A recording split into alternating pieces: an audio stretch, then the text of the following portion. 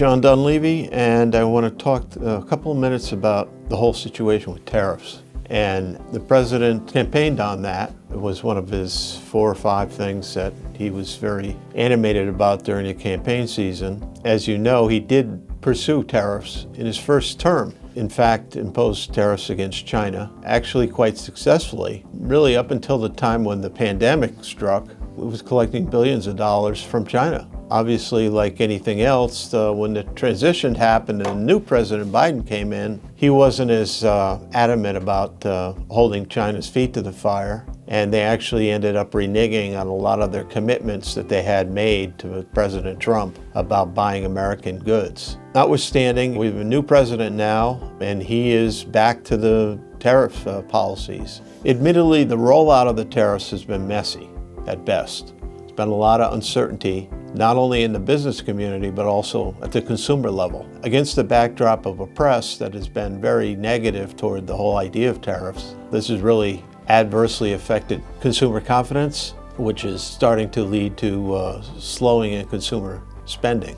All that being said, I just want to point out there's really 6 points that actually make some sense behind the policy. So the first reason that he wanted to do this tariff war was to combat unfair trade policies. Now, this included product dumping. If you remember, during his first term, it was steel that was being dumped here in the U.S. markets. China had overcapacity in steel and just was selling steel into the U.S. market at below market levels.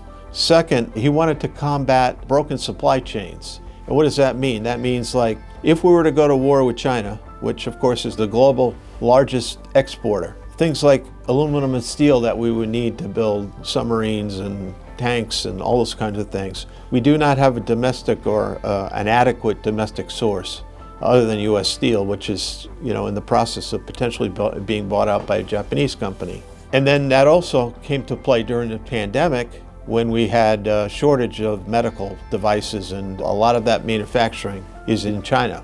Third reason, tariffs produce government revenues, which of course is a good thing. Fourth, import tariffs improve the U.S. competitiveness. So it's kind of maybe lowers the bar a little bit, but also raises our competitiveness against foreign competitors.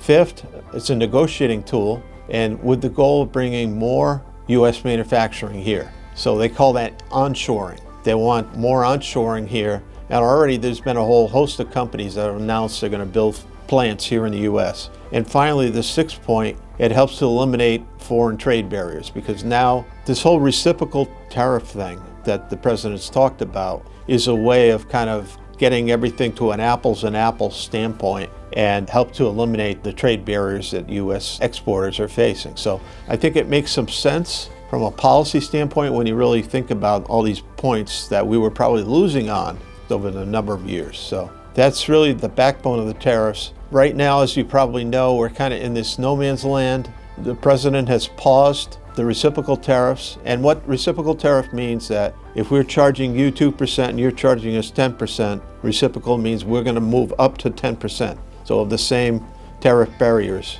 The 10% tariffs are being imposed against all nations. It isn't expected to be negotiated downward. And the positives of that is that it's expected to produce about $300 to $400 billion a year just from the 10% tariff barrier that we're going to impose. The other thing I would point out is that the biggest product line that we're trying to face in terms of a cost is the U.S. auto industry. They're trying to figure out what to do about auto parts, because it's easier to think about an auto, if an auto's being imported to the U.S., it's already assembled and made.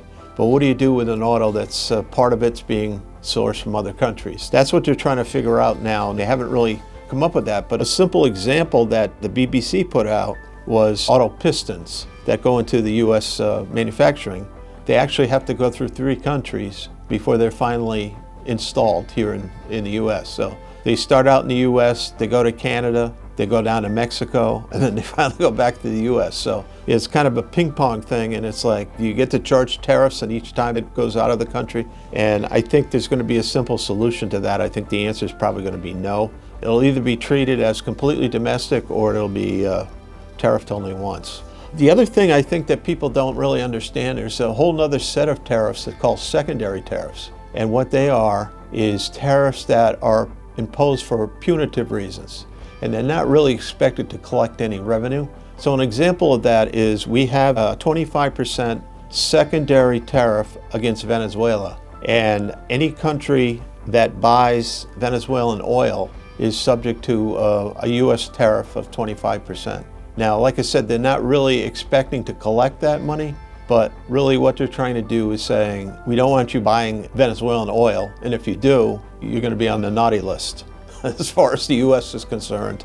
And so far it's worked. Now, there's two other countries that the president's expecting to impose secondary tariffs. One is Russia, and again, it's against Russian oil. And the reason he's considering imposing that is if Russia doesn't come to the table with Ukraine and the peace talks, that the president's been trying to get together for the last couple of months. And then the third one now is with Iran, and it's the same thing, 25% tariff against anyone that buys Iranian oil. And the reason for that secondary tariff is they're not really allowing any nuclear inspections. And they've been giving us the Heisman for a number of years, so really since President Obama agreed to that deal way back when. So where we are now with tariffs is 10% kind of across the board against all countries except China. And the China tariff currently is 145%. Obviously, that's a big one, and we expect that to be negotiated downward as soon as we can get